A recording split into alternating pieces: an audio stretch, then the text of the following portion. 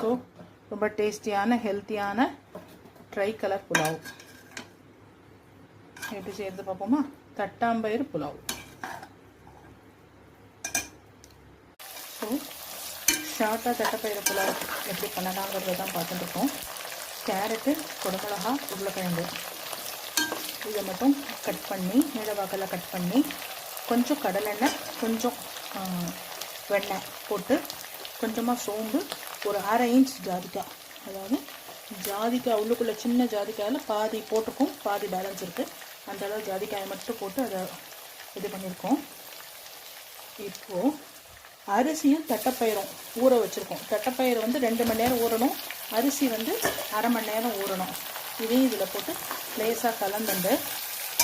So இங்கே lettuce iceberg இதையும் வந்து நம்ம இதில் போடுறோம். போட்டு நல்லா கலந்து விட்டுப்போம்.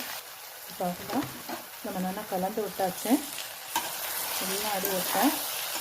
இப்போ 1 டம்ளர் அரிசி, 3/4 டம்ளர் தட்டாம்பயிறு, அதுக்கு 1 டம்ளர் பாலும் இன்னொரு அரை டம்ளர் பாலும் எடுக்கலாம். கிட்டத்தட்ட 3/4 டம்ளர் பாலே விட்டாச்சு.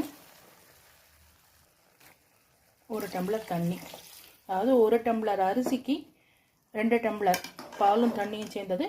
3/4 டம்ளர் தட்டாம்பயிருக்கு 3/4 டம்ளர் கறிகாயெல்லாம் சேர்ந்து வேகணும் இல்லையா, அதுக்காக. ஸோ அதை வந்து நம்ம வந்து 1.25 டம்ளர் பால், 1 டம்ளர் தண்ணின்னு விட்டுண்டாச்சு. இப்போ கொஞ்சம் உப்பு போட்டுட்டு குக்கரை மூடிட வேண்டியதான். ஸோ கல்லுப்பு டேஸ்ட் பெட்டர். அது பார்த்தீங்கன்னா லேசாக அந்த கொதிப்பு வர ஆரம்பிச்சிருது இல்லையா, அதனால் குக்கரை போட்டு மூடி ஒரு சத்தம் வந்தாலே இட்ஸ் இனஃப். ஸோ இப்போது நம்மளோட தட்டாம்பயிறு tricolour pulao is ready. இது வந்து rich in fibre and we have enough protein content also. It's good for your gut health. So keep watching, subscribe and share. Thank you.